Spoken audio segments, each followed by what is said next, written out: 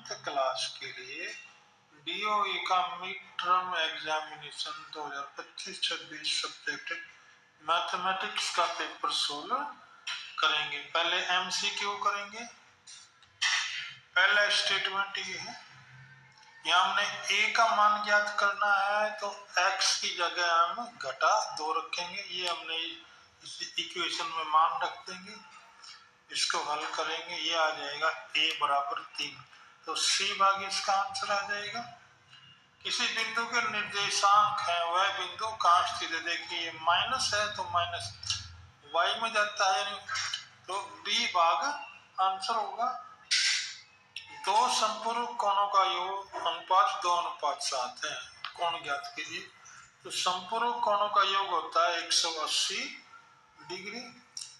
अब 2x और 7x मान लेते हैं, तो 9x बराबर 180, x बराबर आ गया 20 डिग्री। तो 2x कितना हो जाएगा 40 और 7x कितना हो जाएगा 140। तो a भाग इसका आंसर हो जाएगा। इसका मान ज्ञात करना है। पहले 16 को तोड़ेंगे, 2 की पावर 4, इसकी पावर होगी 3, ये पावर मल्टीप्लाई हो जाती है, और ये जो रूट की पावर होती है 4, तो बटा 1/4, 4 3 12, 3 2 की पावर 3 हो जाएगी 8 के बराबर। तो इसका C भाग आंसर हो गया।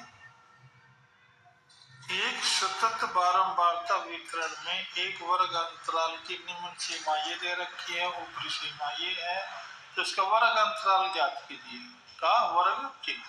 तो इसका जोड़ हो जाएगा, u से u कट जाएगा, 2 से भाग दे देंगे, तो T आंसर आ जाएगा।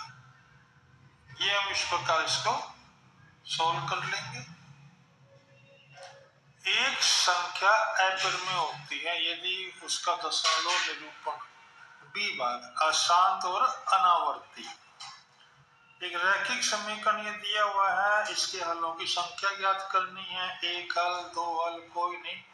अपरिमित रूप से अनेक हल, क्योंकि x का मान रखेंगे तो y का निकल आएगा। हम कितनी बार भी x का मान रख सकते हैं। इसमें px का मान ज्ञात, p-2 का मान ज्ञात करना है, तो x से क्या लिखना है -2।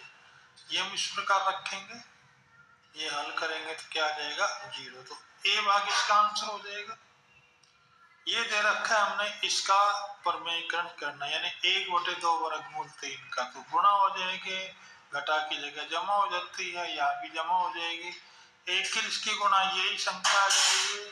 इसको हम a की 2 माइनस b की 2 के फार्मूले से हल कर लेंगे। ये आ जाएगा 4 घटा 3, 2 जमा वर्गमूल 3/1, यानी इसका C भाग आंसर हो जाएगा।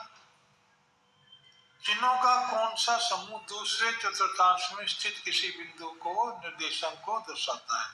ये B भाग आंसर होगा, क्योंकि इसमें x घटा का होता है और y जमा का होता है। इसको हल करके फिर x का गुणांक बताना है। ये हमने इसको हल कर लिया, पहले इसकी गुणा कर लेंगे।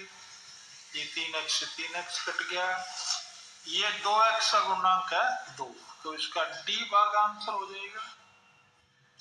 दो रेखाएं एक दूसरे को इस प्रकार प्रतिच्छेद करती है कि शीर्षाभिमुख कोणों का एक युग्म मिलकर एक न्यून कोण बनाता है। शीर्षाभिमुख कोणों का दूसरा युग्म क्या होगा। देखिए ये 2 रेखाएं हैं, ये अन्यून कोण बना रही है, तो दूसरा कौन सा हो जाएगा अधिक कोण हो जाएगा। बारंबारता बहुभुज बनाते समय x अक्ष पर कौन सा मान अंकित किया जाता है। वर्ग चिन्ह। वह बिंदु किस चतुर्थांश में होगा जिसकी भुज 3 और कोटि घटा 2 है। चौथा आंसर हो जाएगा D पार्ट। 15 साल में ये AOB एक रेखा दे रखी है, ये इस पे खड़ी है। ये x कोण 25 का है, तो 2x हो गया 50 का, और 5y में से y का मान ज्ञात करना है। इन दोनों जोड़ होता है 180। इसको हल करेंगे तो y बराबर आ जाएगा 26 डिग्री। A भाग इसका आंसर होगा। केवल दृष्टिहीन व्यक्तियों विद्यार्थियों के लिए है। किसी कोण का संपूरक 120 डिग्री है, तो पूरक कोण का माप ज्ञात कीजिए। तो दोनों जोड़ होता है 180, 180 में से 120 घटा देंगे 60 डिग्री, यानी C भाग आंसर हो जाएगा। इसका भी मान ज्ञात करना है। 25 का लिख सकते हैं 2 की पावर 2/3, 5 की पावर 1/3। ये गुणा है तो घात आपस में जुड़ जाती है, होगी 3/3, 3 से 3 कट गया तो आ गया 5 आंसर हो जाएगा। तो इसका डी भाग आंसर हो जाएगा। इसमें भी शून्य में से एक शून्य ज्ञात करना है। ये 0 के बराबर है तो x बराबर 0 या x घटा 2 बराबर 0 या x बराबर 2, तो x बराबर 0 आ गया तो सी भाग इसका आंसर हो जाएगा। इस समीकरणों को इस प्रकार के रूप में लिखना है। तो b का मान क्या होगा, देखिए हमने ऐसे रख लिया तो यहाँ 0 हो गया तो b का मान 0 यानी y बराबर 0। y का जो ये है गुणांक 0 है तो a भाग इसका आंसर हो जाएगा। प्रश्न नंबर 19 और 20 है, ए और आर के रूप में दे रखे हैं ये कथन। ए आंसर ये लिखना होगा, बी के लिए ये होगा, सी के लिए और डी के लिए। अब हम डी 19वां क्वेश्चन करते हैं। ए आर कारण ये है तो हमारे पास क्या है, कथन ए असत्य है और लेकिन आर बहुपद सत्य है, तो इसका डी भाग आंसर होगा। प्रश्न नंबर 20, कथन ए भी ठीक है और कथन आर भी सही है, तो इसका आंसर ए हो जाएगा क्योंकि ए में यही बता रखा है।